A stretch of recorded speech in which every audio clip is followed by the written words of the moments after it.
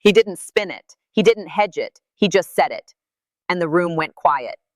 Manitoba's premier walked into what looked like a completely ordinary trade interview, and within minutes said something so unexpectedly direct that reporters, analysts, and viewers across the internet stopped and rewound it.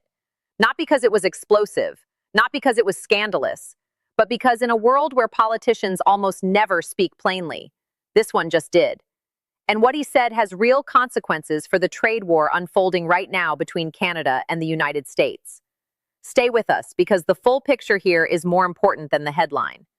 The setup was unremarkable. Tariffs, trade barriers, the grinding economic friction between two countries that have spent decades deeply intertwined in each other's supply chains. Manitoba Premier Wab Kinew sat down for what appeared to be a standard political interview, the kind that usually produces carefully managed answers designed to mean everything and commit to nothing. But then came a specific question, a pointed one. Would Manitoba consider lifting its restrictions on the importation of American alcohol if the United States changed its trade posture toward Canada?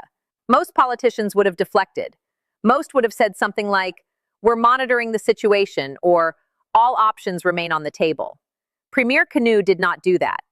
If you think that kind of directness is rare in politics, wait until you hear how the room responded, because that reaction tells you everything.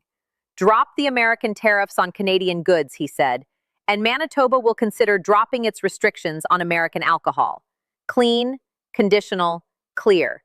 No cushioning, no escape hatch built into the language. Just a straight exchange offered in plain sight. If you've ever watched a political interview and thought, why can't they just say what they mean? This was that moment. Now here is where it gets genuinely interesting. Because a statement that direct doesn't just answer a question. It changes the entire atmosphere of the room. It shifts the dynamic between interviewer and subject in ways that are actually visible if you know what to look for. Follow-up questions sharpened immediately. The interviewer leaned in rather than pivoting away. And then, something happened that nobody in that room seemed to fully expect. Laughter broke out. Not the nervous kind, not the dismissive kind. The kind that surfaces when a social script gets broken so cleanly that the human brain registers genuine surprise before it can catch itself. That moment of laughter is important. It is a signal. When a political exchange produces that kind of spontaneous reaction, it means the audience, whether in the room or watching from a screen, has just witnessed something that deviated significantly from what they were conditioned to expect. That deviation is precisely what drives replays. That is precisely what sends clips into comment sections and group chats. And the directness did not fade after that moment. It held. If you're starting to understand why this went beyond a simple trade story, make sure you hit that like button, because what comes next explains why this interview entered territory that most political discussions never go near. The follow-up questions expanded the scope fast. Steel, aluminum, lumber, automobiles. Suddenly, the alcohol import question wasn't a provincial footnote. It was a frame for something much bigger. The Premier's answer stretched to cover all of it without stretching its own logic. The conditional held firm. Remove the tariffs and the restrictions become worth revisiting. Entire industrial sectors were now implicitly folded into a trade logic that had started with bottles of bourbon. And the interviewer, clearly recalibrating in real time, began choosing words with noticeably more care. That shift is not subtle when you're watching closely. It is the kind of adjustment professionals make when they realize the person across from them is not playing by the usual rules of political evasion. Then the interview moved, abruptly, almost jarringly, into territory that carries a different kind of weight entirely.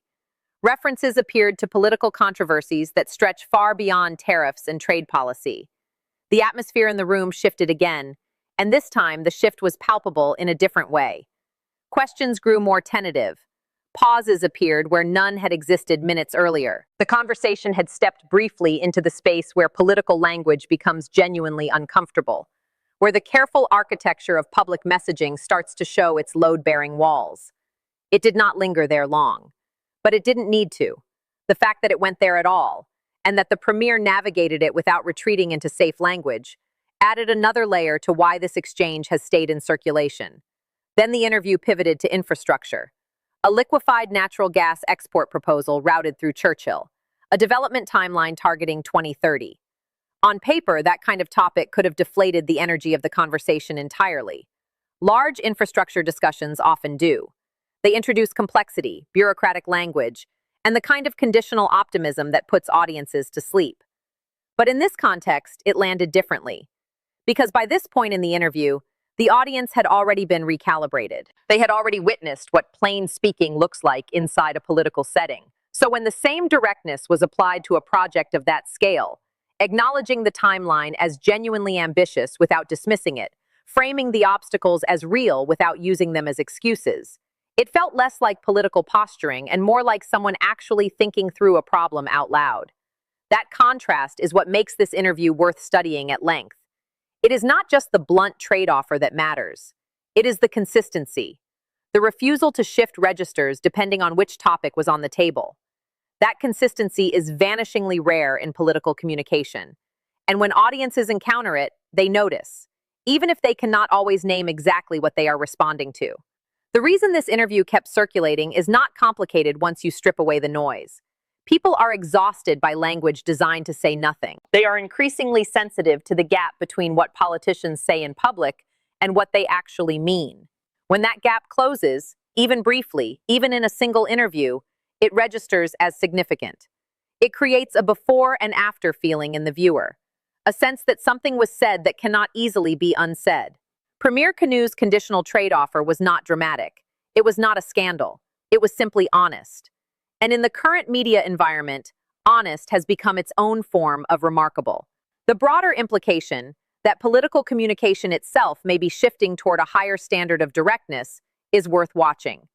Because if audiences begin consistently rewarding clarity over strategy, the entire grammar of political messaging will need to evolve. That shift will not happen overnight. But interviews like this one are early data points. They are signals worth tracking. And the fact that you watched this far tells you something about your own appetite for political communication that actually says something real. If this breakdown gave you a clearer picture of what is actually happening in Canadian politics right now, share it with someone who follows the trade story, because most people are only seeing the surface. We cover this story and ones like it every single day, tracking the shifts that most coverage misses. If that matters to you, subscribing takes 2 seconds and keeps you ahead of the conversation.